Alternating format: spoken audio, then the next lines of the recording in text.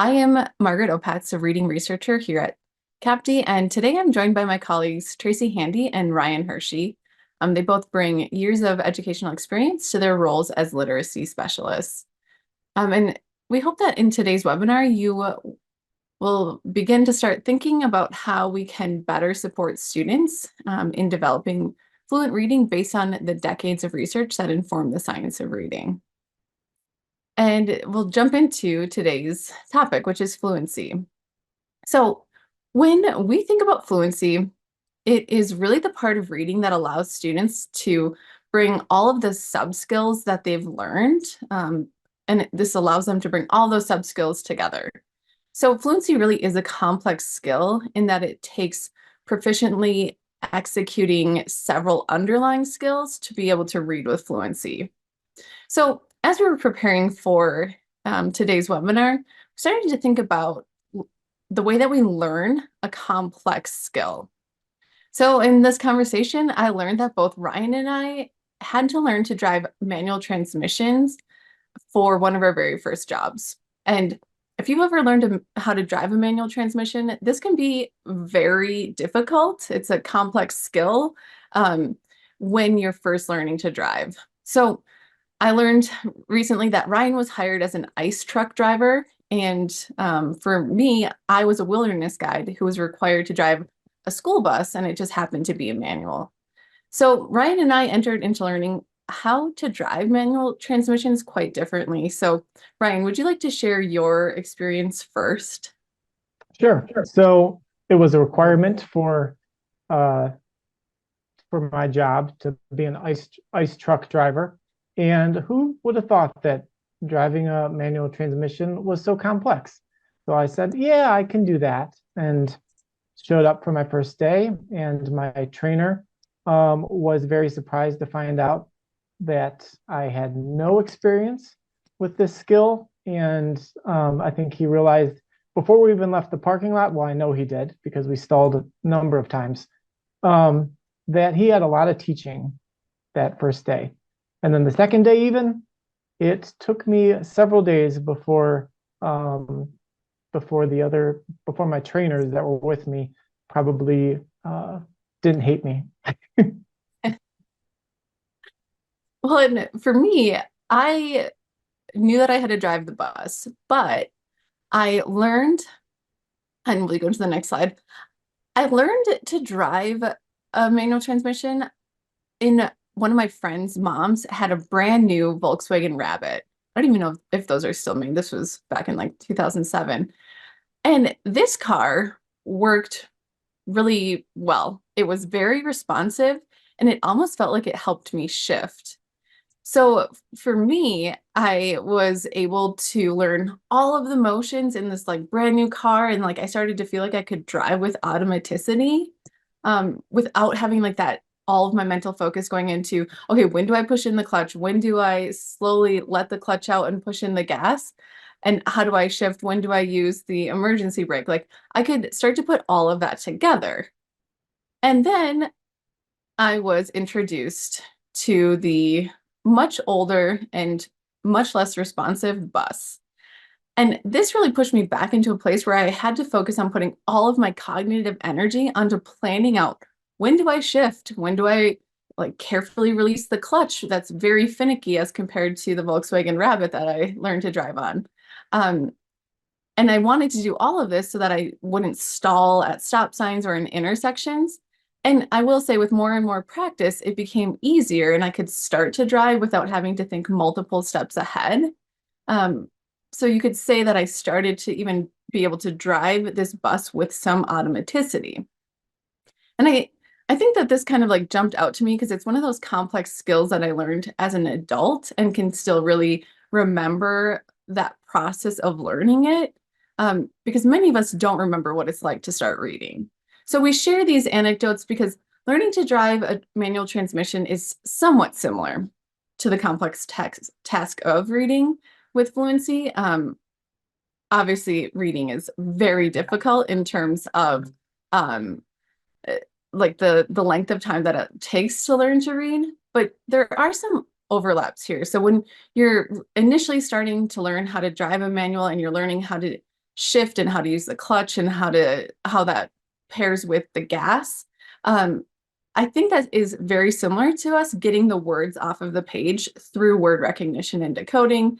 And then as we start to read with fluency, it's really us being able to start to orchestrate all of these component skills together, much like starting to be able to drive with some automaticity in a manual transmission. So there is somewhat of an overlap here, and I really think that the fluency piece fits in because we can see why fluency correlates so closely with comprehension when we think about how we can orchestrate all of these sub skills to start to be able to actually look at the meaning on the page rather than just getting the words off of the page. So this does lead us to today's agenda, and we will discuss fluency in much more depth. So we're going to start off by discussing fluency and how the science of reading really informs what we know about fluency and how to best support students in developing fluent reading. Second, we'll discuss the types of reading fluency, so specifically looking at oral versus silent reading. And then third, we'll discuss the instructional practices that we can use to really help improve students' reading fluency and then motivate reading fluency as well. And then fourth, we will take a look at CAPTI Assess and the specific subtest that measures silent reading fluency. And then finally, we'll leave some time at the end. So if you do have questions, you can definitely feel free to ask us at that point. So now I will pass the time over to Tracy, who will jump into reading fluency. Thanks, Margaret.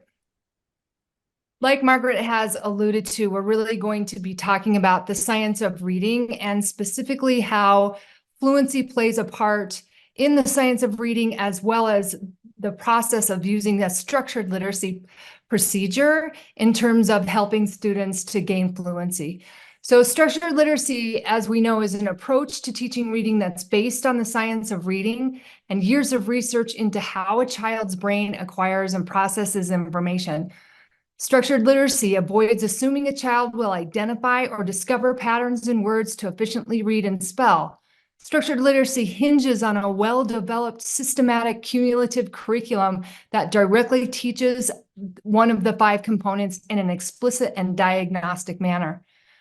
Structured literacy was first introduced by International Dyslexia Association in 2014 and typically refers to the systematic approach to reading and spelling instruction that utilizes the direct and explicit teaching.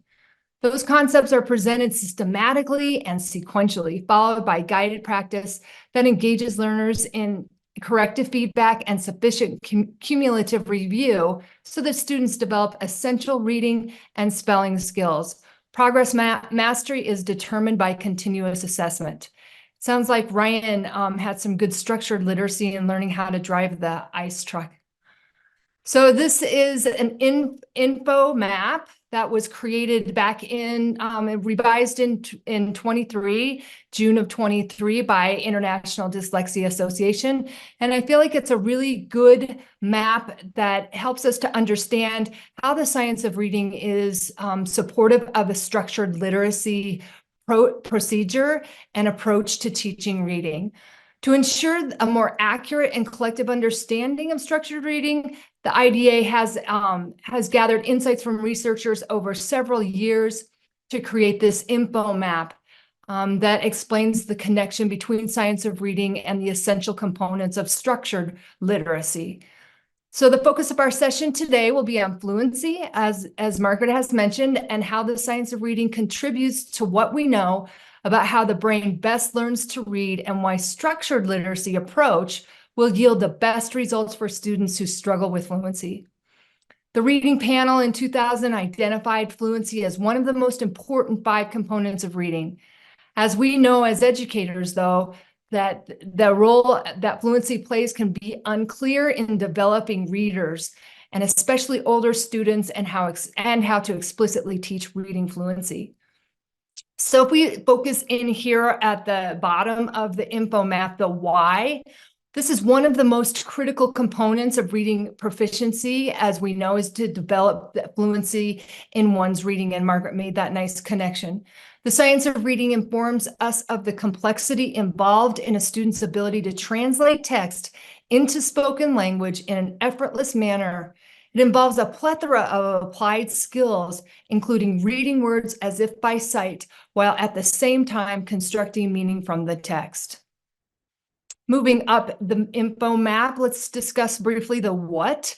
The what section of the IDA info map reminds us that readers must first be fluent in those foundational skills, such as decoding and basic comprehension, before we can expect them to be fluently reading complex text in content areas. Readers are developing fluency in each of these skills as they progress. The structured literacy approach provides teachers with strategies for developing fluency throughout a reader's journey. Moving over to the how. This is where research has contributed to the science of reading and has been conclusive that fluency instruction is most effective when delivered through direct and systematic instruction with mastery-oriented practices. Today, we will explore some of the most effective and research-based strategies for building fluency. I can remember when I was teaching high school reading intervention, I was experimenting with some repeated reading activities, and I didn't really understand how explicit my teaching needed to be. Was not aware of structured literacy, and was the procedure and that strategy was not very effective with my students because I was not using that structured literacy approach. I know better now. So moving into the who, the most important part is the students, and structured literacy approaches is student-centered, and so is teaching fluency. Teaching fluency is appropriately taught in all three tiers of instruction, tier 1, tier 2, and tier 3. It's because assessments are individualized and focused on the needs of students, giving educators guidance into the best approaches to increase a student's fluency. Today, we will explore the values of collecting fluency data and how this data can be used to design instruction for each student. So let's discuss a little bit more about what reading fluency actually is. And I mentioned the reading panel before, but they have a definition for fluency, and it is the ability to read with speed, accuracy, and proper expression. In order to understand what is read, a reader must be able to read fluently, whether reading aloud or silently. When reading aloud, fluent readers read in phrases and add intonation appropriately. Their reading is smooth and has expression. This is a well-intentioned definition. The reality for educators, though, is that fluency is complex and multifaceted for many of our struggling readers. A fluent reader has to translate text into spoken language in an effortless manner, including reading words as if by sight, while simultaneously constructing the meaning. And Margaret alluded to this as well. It's complex. Quickly, we'll just call out what reading fluency is and what it is not. Reading fluency is decoding accurately. It is reading at a conversational rate. It is reading with prosody. Reading fluency is not speed reading or guessing or skipping words. And I do know students that do think that when they're asked to read aloud, especially, that they are just supposed to read as fast as they possibly can without any regard to accuracy or if they have comprehension. This model here is illustrating the three components of what we know to be true for oral reading fluency. It includes accuracy, reading with speed, and prosody.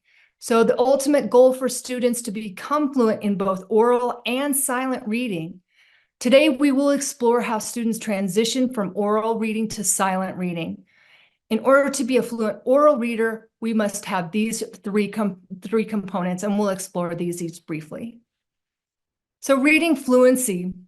So accuracy is a big part of our instruction with fluency. So we want students to be at least 90 to 95% accurate. I've even seen that percentage be as high as 98 or 99. So want students to have a real good command of the text and be able to decode that quickly.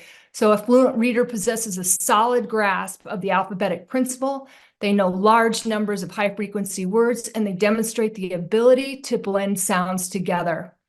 So when we're talking about automaticity, that's also known as the reasonable rate, which should sound like speech. In this capacity, students are able to automatically read text without consciously having to think about decoding. It opens up their ability to focus on the meaning of the text. Students are able to read quickly and effortlessly, identifying words again as if by sight. Students are able to read connected text at a fluid pace with expression and good phrasing. Prosody, as you may know, is a linguistic term for the sounds of speech that convey meaning across multiple words, such as a rising tone at the end of a sentence or indicating sarcasm through one's tone when saying, "This is fun." You may be familiar with the reading norm charts that you're seeing here on this slide. So the norm tables such as these can be used to create and establish instructional levels for students. Be aware of how the expectations for rate varies by grade level. For example, a first grader might be exceeding expectations by reading at the 91st percentile, while a third grader reading at this same level would be considered well below grade expectations. So students reading less than 100 words per minute, we know that that's impacting their comprehension because the cognitive load is still on decoding. You may also notice here that there are no oral reading rates for high school students, and this is because a ceiling exists for oral reading. Research informs that comprehension is compromised when the reader reads too quickly. The silent reading rates were developed by Taylor, who found the average silent reading rates for reading with comprehension. So oral reading benefits, what are the benefits of oral reading? So we know that self-monitoring of progress is a benefit for students who are reading orally for primarily beginning or struggling readers. The benefits of oral reading include reinforcement of letter-sound correspondence. Students benefit through reading and listening comprehension skills that facilitate understanding. Oral reading also builds a bridge between word recognition and comprehension. In order to understand where students are facing challenges and how best to support them, it's important to assess their automaticity with also high frequency words, decoding nonsense words, and recognizing letter sounds. If a student struggles with isolated letter sounds, simply practicing reading connected text will not solve the root issue and might even cause frustration and hinder progress. A lesson to be learned in terms of knowing your students and where they are using the assessments that we have available. So speaking of assessing oral reading fluency, so we break this down. You're probably familiar with assessing accuracy and rate with a curriculum-based measure, a CBM. Essentially, the teacher listens to the student read aloud for a minute, notes any errors the student makes. At the end of the minute, the numbers of errors are subtracted from the total number of words read to calculate the words correct per minute. We'll discuss this throughout the next few slides. The word correct per minute score can then be compared to those norms that we saw on the Hasbrook and Tyndall norming chart. Once a student has reached the 50th percentile on an oral reading passage, the time is right to begin to assess silent reading. As you can see from the oral and silent reading norms chart, once students reach a level of accuracy, they read faster silently, and most often with greater comprehension. That's our goal. So we can also assess prosody. This chart is adapted from one that is in Core Teaching Reading Sourcebook. So essentially the readers are put into levels or phases. There are 4 of them. Level 1 is a beginner. So this is a very, very beginning reader that doesn't have really any prosody at all. They're slow and choppy. They have more than 10 errors on the page, don't recognize punctuation, etc. The next level is, and level 2 is novice. And this is a student that's following the end of the sentence cues with some success. They are attempting some phrases within sentences with some success. and they don't have a whole lot of expression, and they probably have between 5 and 10 errors on that passage. An intermediate student is correctly pausing at the end of sentences, but struggles with some phrasing. They may have awkward phrases within sentences as well. They are attending to punctuation, but might not be very consistent. They have fewer than 5 errors in that passage. Finally, level 4 mastery. This is a student that reads naturally on an unmarked text. We're going to talk about that more when we talk about strategies. With minimal errors, the sentence level phrasing is accurate and demonstrates fluid prosody. This is a student that reads as if they're speaking. So that brings us to this shift that happens at 4th grade. So we do have high expectations for our 4th grade students. 2 things happen. One is that we expect the switch to get flipped from learning to read to learn from what they are reading. If only it were that simple. Number 2 is we expect students to have achieved a level of accuracy and automaticity to silently read the majority of the time with comprehension. And that's a big, heavy lift for a lot of our 4th grade students. So how can we help them get there? So 4th grade and beyond, expected to effectively transition to silent reading again. We want them to be able to read faster and with the equivalent comprehension silently, and no longer requiring that added support of oral reading. We hope that by 4th grade, silent understanding is, rather than oral reading, is the literacy benchmark we know and is in knowledge-based societies. Silent reading is the primary mode of reading for proficient readers. Also note that during reading, good readers read words accurately and quickly and simultaneously deal with the meanings of those words, as well as the meanings of the phrases and sentences into which the words are grouped. Brings me back to the analogy that Margaret and Ryan shared. It seems easy until you actually start to do it to drive that stick shift. And then there's a lot that you have to be able to put together before you're automatic. So this is a visual that helps us to see the transition between that oral reading to silent reading, and the steps that take place here. So vocalization behaviors, gradually moving to vocalization behaviors. So if we focus here on these first 3 levels, the reading aloud, whisper reading, and mumble reading, consider this. Students who vocalize while reading silently may face significant challenges. This can lead to slower comprehension and a negative attitude towards reading. And some students may even be pretending to read to avoid embarrassment. To address this, more time should be spent teaching silent reading. Once identified, a student should undergo structured literacy programs to transition to silent reading. So be aware, though, that elimination of that vocalization can hinder comprehension if the students aren't ready. So students should be made aware of their vocalization. Some kids just don't know that they're doing it, and set goals to progress towards silent reading. Techniques like whispering or lip movement suppression can help this transition. Strategies such as humming or using objects to block lip movement can aid students in overcoming this habit. When I was preparing for this webinar today, I was thinking about myself when I read the IKEA manual for the table I'm trying to set up. I'm doing all of these things, reading aloud, whisper reading, mumble reading, and adding in some interesting vocabulary as I'm trying to put that thing together and understand the directions. So next, we really want to, again, show the transition between reading aloud to silent reading, and remind ourselves that silent reading is really where proficient reading lives, is in that final step 5. So this is just reminding us what research has said, that readers who voiced words or read with pronounced lip movement were not proficient readers and had lower comprehension. So students are vocalizing are slow and likely spending a great deal of cognitive load in decoding the words on the page. So helping us to identify where our interventions need to be. So what does the research tell us? We know that oral guided reading practice with feedback improves fluency in typical students.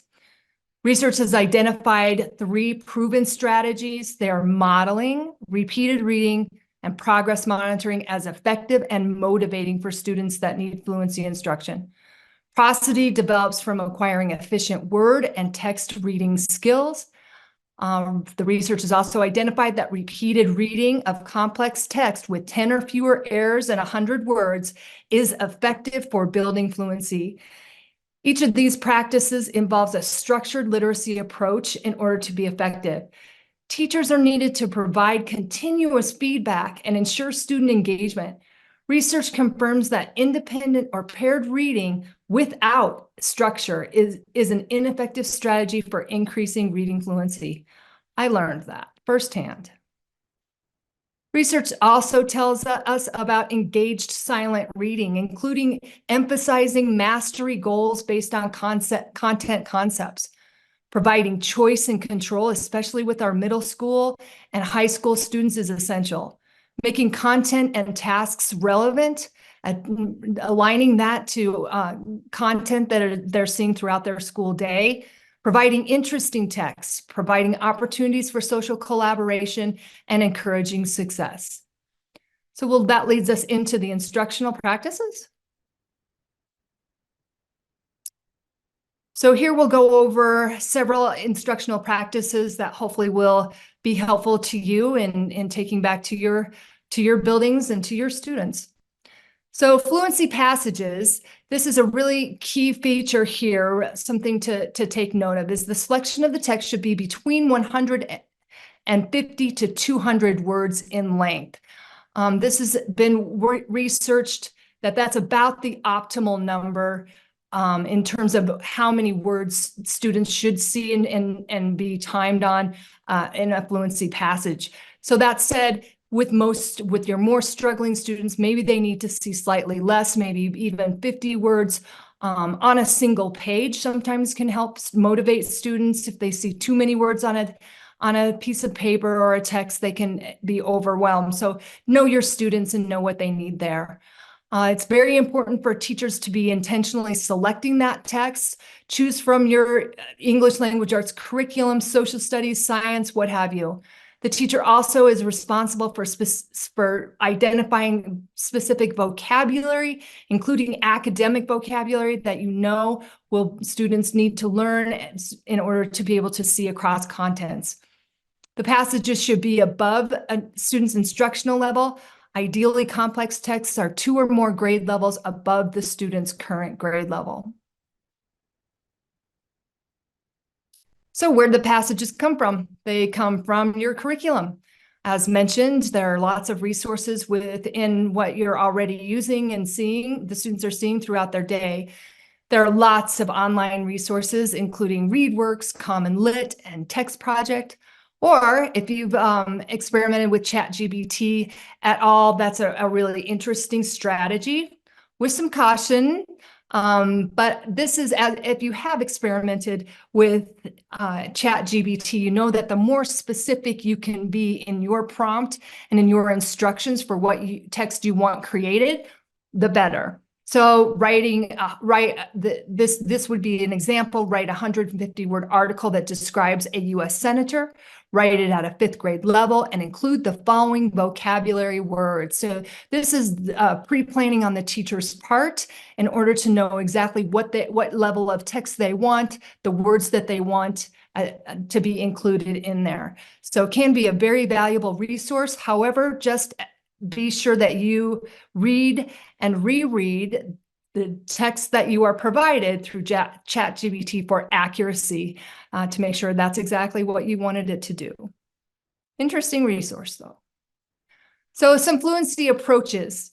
We know that from research that repeated reading is well researched and has been determined to be effective, especially in increasing fluency with students that are struggling. So there are different types. There's the timed repeated reading, or TRR, phrase cued text, such as is a prosody intervention. There are lots of variations for partner reading, including alternating paragraphs or echo reading. We'll talk about those. Choral reading is a great option, as is a technique called mindful silent reading. So repeated reading through partnerships. There are many ways to do this with varying degrees of simplicity. This is the simple way. So prior to breaking into the partnerships, the teacher may read aloud the passage, modeling appropriate fluency. Remember that that's really what the research has indicated is one of the key features of an effective fluency intervention or instruction: modeling, modeling, modeling. Teacher can discuss how to pronounce difficult words, and have students repeat the correct pronunciation, and the teacher reviews the vocabulary. So with this strategy, as with all, there's some pre-planning that needs to be done on behalf of the teacher. So this is repeated reading through partnerships the simple way. So students choose their partner. I love the 10-second recommendation there. It's got to be quick and fast, otherwise this could take forever. The second one is students alternate reading paragraphs. Third step is partnership reading. They read 3 to 4 times to build the fluency. Error correction strategy is, for instance, stop, this word is what, and then reread the sentence. I feel strongly that this is also modeled by the teacher. This is what error correction looks like and sounds like, so that students are using that appropriately with one another. And then paragraph shrinking, which is a popular strategy that you can ask different comprehension questions. I think there's some really great graphic organizers out there that can really help with that strategy. This is a fun one, repeated reading through partnerships and echo reading. The teacher has a large part here in assigning the partnerships. So it's based off of students' fluency, and probably gathering that through data through your assessments. So if there are 20 students in the class, number 1 is the most fluent and number 20 is the least. The teacher then folds that list in half and partnering number 1 most fluent student with partner 11, which is about the middle of the class in terms of fluency, and so on. So this is reading, again, the procedure for echo reading with partners. So the more fluent partner reads a paragraph and the less fluent partner rereads the same paragraph throughout the whole passage. After that reading, the students alternate reading the paragraphs. The partnership repeats reading 3 to 4 times to build that fluency. And again, practices some comprehension through paragraph shrinking. This is an image that shows the value of repeated timed reading cycle. So something to just at a glance be able to identify what are the steps in repeated time reading cycle. This is then used to help guide what the student does and what the teacher does during this procedure. So in this procedure, what I like to highlight is how active and engaged the student is in this whole process. So the student has a very specific role in terms of what they are doing, and the teacher is mostly there to model and to provide support. So the first step would be to preview the material, the student reads the passage untimed from start to finish. And again, remember that you're using a passage with about 150 to 200 words in it, so this is not going to take that long. What the teacher is doing is modeling correct pronunciation, providing targeted instruction before timing the passage. So the student is in charge here. They are previewing the material. They're looking for words that maybe are unfamiliar to them and having the opportunity to clarify those issues with the teacher. The next step is that both the teacher and the student review the graph from the previous session and set a new goal for the current session. Then the third step is the student reads the current passage aloud and records for 1 minute. The teacher is setting the timer and marking the errors on the instructor's copy. Student has their own copy. The student evaluates his or her own progress and performance. The teacher is just providing some specific feedback and positive reinforcement. The student then calculates the total words read score, and the teacher calculates the words correct per minute. They both then graph the words correct per minute analyzing. Then the next step is to analyze and check the goals and draw aim lines. And then finally, they get to celebrate and support their efforts and set some new goals. This is phrase cued reading. A review of the research by Rosinski in 1990 showed that marking phrase boundaries can improve the reading comprehension of a range of readers, from college-age students all the way down to elementary students and everywhere in between. So essentially, what the teacher does is introduces these markings to the student and then uses these markings to mark a text. The student reads the text and pays attention to these marks within the text as phrases, and then the marks are removed in a second read. So this is just, again, what the student does. The student is very active in this procedure and process. The teacher's demonstrating what incorrect and correct phrasing is like, and the student comments on that. The students and teacher have the opportunity to explain the intonation, and then they state the purpose and model phrasing. So the teacher in that step is marking the text with the cues that will be read and the passage with appropriate phrasing. Finally, our next is practice and phrase cued text. Use annotated text to have the students practice reading individually, and this can be done individually, partners, or whole group. And finally, then the last step is the student reads the unmarked text. The last strategy I'd like to share with you is scaffolded mindful silent reading. And there's a lot of words here on this page. And in the interest of time, I'm going to just be very brief here. But it's an interesting strategy in terms that we're trying to help students to pay attention to their own thinking when their mind wanders as they're reading, and help them to be more mindful of that. So mindful reading is a gradual release method that involves teaching students to be aware of when their mind wanders and prompts them to internalize comprehension monitoring. So this happens to all of us, right? We can think of times when our mind wanders.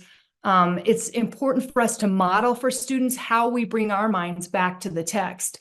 Struggling readers will really need teachers to think aloud and share their experiences with these signals. So going over these 6 signals, helping students to see how proficient readers have this happen to them as well. Help students tune into their inner voice, explore the power of visualization, and navigate the twists and turns in their wandering minds. Through scaffold silent reading groups and regular check-ins, teachers can empower students to recognize these signals and reignite their engagement. So then the next few slides, and you'll have access to these, is just the script for what happens during a first read, a second read, and a third read. So very briefly, motivating fluency. We all know this. Readers who find reading laborious tend not to want to read. That just goes without saying. They avoid it at all cost. So it's our job to increase their fluency so that they can do that. And then I'll go back to that slide, Ryan. Thank you. So just a word here is that we know that these methods are not effective. Lots of research has been done in terms of round robin popcorn reading and popsicle reading, combat reading. All of these can be counterproductive for students, and that's what we know to be true. So this slide just summarizes the oral reading fluency strategies and the silent reading fluency strategies. It's just some ideas for some charting that might be helpful for you. And that goal setting can go a long way to reading fluency in both oral and silent reading procedures. So with that, I'm going to pass it off to Ryan, who's going to walk us through an assessment.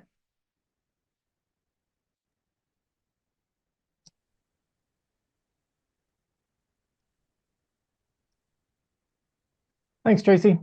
There are a lot of options for assessing oral reading fluency. Tracy had mentioned a couple of them. And as a middle school teacher, that was the only data point that I had on the foundational reading skills of my 5th and 6th grade students. But we know once students are able to read at a certain rate with high accuracy, they're ready for silent reading fluency. And that's what you're going to see here. It's important to have measures that allow students to show what they can do silently. And one of the most common tests is the maze format. Within Read Basics, the reading efficiency subtest uses that maze construct. So the highlighted skills on this slide represent each of the foundational skill subtests in Read Basics. And all of these subtests have been designed with the middle and high school age students in mind. So you'll notice they span the whole spectrum of foundational skills, from word level skills and those first few to sentence level with sentence processing and reading efficiency, obviously, to the whole text level with the basic reading comprehension. And reading efficiency is appropriately positioned in this list here because it's one of those bridging processes that connects the word and language skills to move toward text comprehension. This graphic just represents, you'll see more of this when I share a little bit of the reports, that you gain so much more insight being able to see the whole scope of a reader's ability in all the foundational skills. So the reading efficiency test takes between 5 and 9 minutes. It includes 32 to 41 items and consists of 2 separate texts and is offered at 3 different difficulty levels too. You can see that it's possible to gather a lot of information about a reader's foundational skills in a short amount of time. Now getting into the silent reading fluency measure.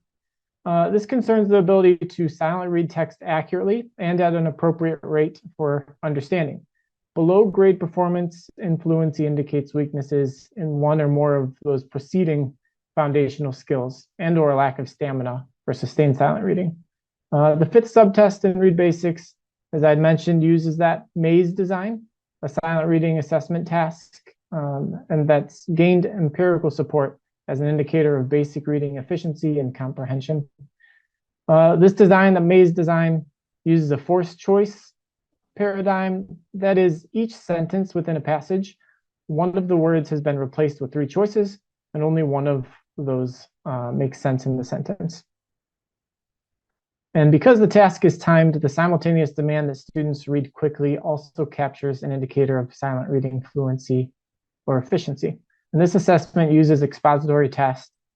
Students have 3 minutes to complete each passage, and they're given some practice and examples to understand how to complete it successfully. So here's just a quick look at what a passage might look like in a maze format. So within Read Basics, the reading efficiency subtest uses that maze, but it does so by building one sentence at a time, which allows students to focus on the sentence that is the focus. With this construct, distractions are limited as compared to putting a full passage in front of a student all at once. So you can see the reader continues to build a passage sentence by sentence. Now I'm going to show you just what kind of data you receive and how it fits into like the full diagnostic too. So this is just a group view that gives us a glimpse of the complexity of strengths and needs represented by a class of like 20 some students. And it's interesting to see how these skills across the word level, phrase level, sentence level, and text level varies. So if you look at those, the different colors within the bar, each performance level provides a deeper understanding of a student's reading efficiency ability or their ability in each of those skills. For instance, the red indicates weak performance level, orange is low average, green's high average, and blue is strong.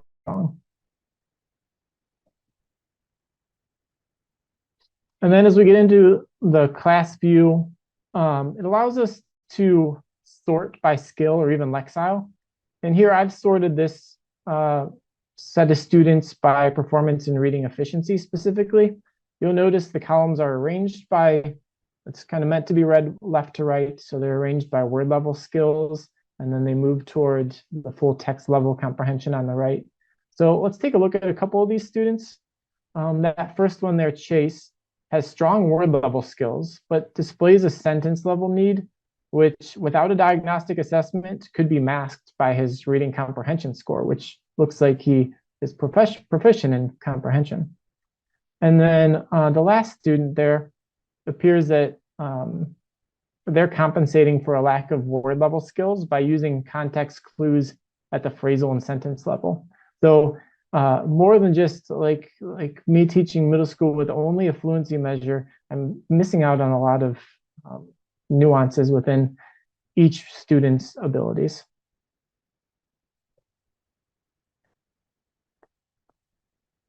And then ultimately, the point of data is to inform instruction, right? So Read Basics is designed that way. And here are resources that are provided based on the student's performance level. These resources range from intervention in small group curriculum to ones that can be implemented even in tier 1 instruction. And Tracy had given a lot of examples of various instructional methods that can span all those different operations. Hopefully we can provide targeted instruction to meet the learner's need and see students develop, moving into stronger performance levels in each foundational skill. And here is just a quick look at what a growth report might look like, students that had taken the full battery across 3 benchmark periods. So you can see this chart displays this group's development of reading efficiency as students are moving from the weak and low average performance levels at the beginning of the year benchmark to exhibiting high average and strong performance in the end of year assessment. And that's just a really quick look at the insight a silent reading fluency measure can provide. Now I'll pass it back over to Margaret to wrap us up. All right, thanks, Ryan. All right, yes, just in wrapping up, we just want to say thank you for attending our webinar today. And we hope that you have learned some strategies for supporting students in developing fluency. Thank you again for attending our webinar today. We look forward to seeing you next school year.